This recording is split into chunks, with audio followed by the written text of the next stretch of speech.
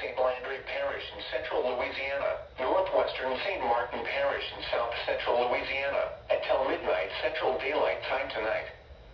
At 8:50 p.m. Central Daylight Time, emergency management reported thunderstorms produced heavy rain in Cecilia, Henderson, and Breaux Bridge.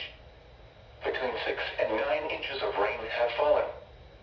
Flooding impacts will continue, but no additional rainfall is expected. Flash flooding is already occurring. Hazard: life-threatening flash flooding. Thunderstorms producing flash flooding. Source: emergency management reported.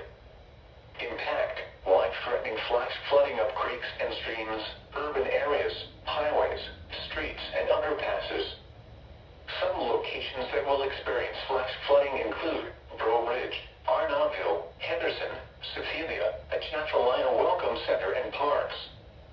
Turn around. Don't drown when encountering flooded roads.